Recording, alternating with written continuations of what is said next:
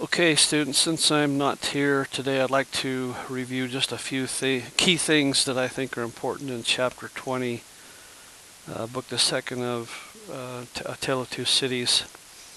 I want to review a few conversations that take place and kind of perhaps highlight some things that I think are important, that I feel like need to be remembered.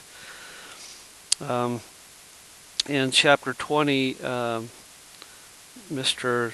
Charles Darnay and Sidney Carton are together having a conversation, and Sidney Carton says to Charles, "Mr. Darnay, I wish we might be friends."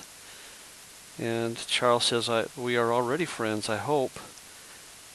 And Sidney says, "You are good enough to say so as a fashion of speech, but I don't mean any fashion of speech. Indeed, when I say I wish we might be friends, I scarcely mean quite that either." Um, so Carton says, "Upon my life, I find that easier to um, comprehend in my mind than to convey to yours. However, let me try.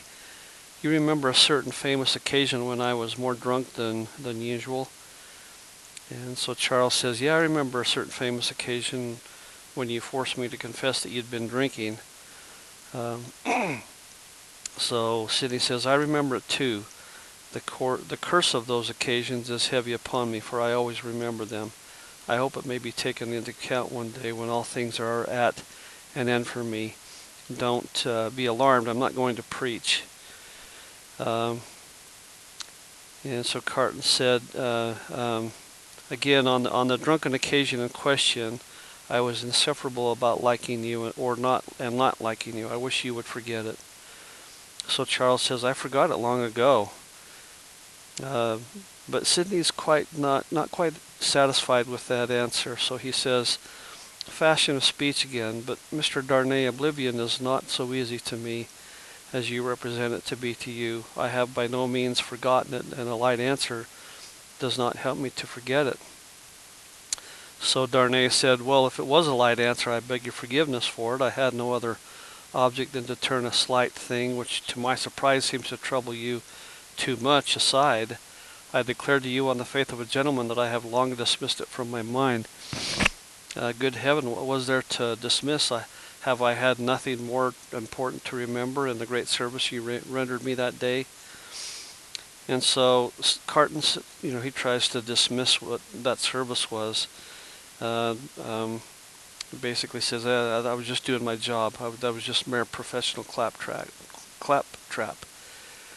And so Sidney says, "I was speaking about our being friends. Now, you know me. You know I am incapable of all the higher and better flights of men. Um, and you probably know me as a dissolute dog who has never done any good and never will." So Charles says, "Oh, I don't know that you never will." And Sidney says, "I should ask," but and this is really the main point that Sidney Carton is having this conversation about. He says, "I should ask that I might be permitted to come and go as a privileged person here. In other words, can I come and visit with your family, even though I'm not very smart, or I'm not very, I'm not sober all the time, or I'm not considered to be a very good person all the time."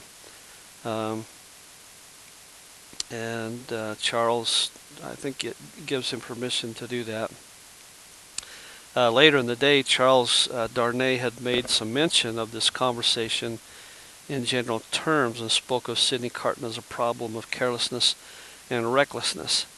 And apparently this had bothered his wife, Lucy, a little bit, and says here that he had no idea that this could dwell in the thoughts of his fair young wife. And so Lucy said in another private conversation between husband and wife, and to me this is a really good model of the way a husband and wife should probably talk to each other in order to reconcile or to resolve differences. But she said to her husband, "Will you promise not to press one question on me if I beg you not to ask it?" So Charles was willing, of course, and so she said, "I think, Charles, poor Mr. Carton deserves more consideration and respect that you express for him tonight.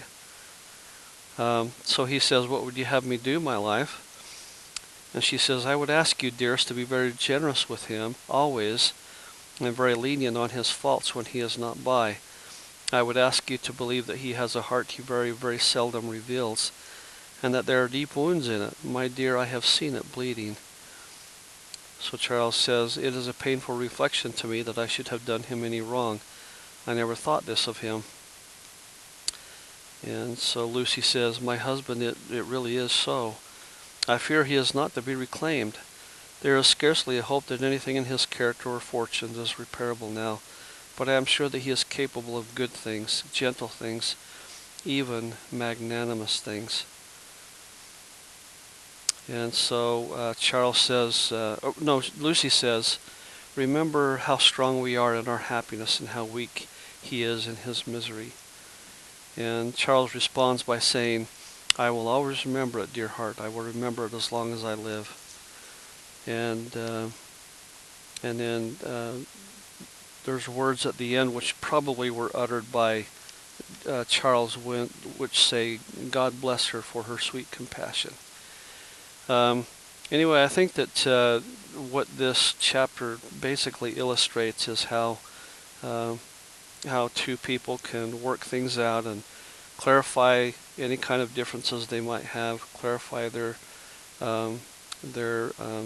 words and their phrases and their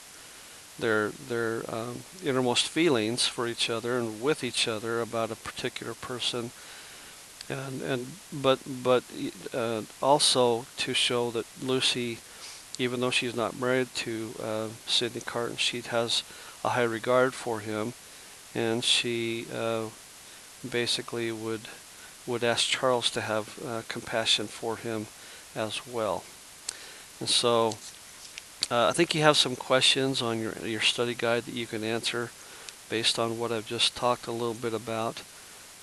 But again, the main thing that Lucy is asking her husband to do is to be generous and to be lenient with Sidney Carton's faults, and to basically have hope that perhaps Sidney Carton can one day become a better man.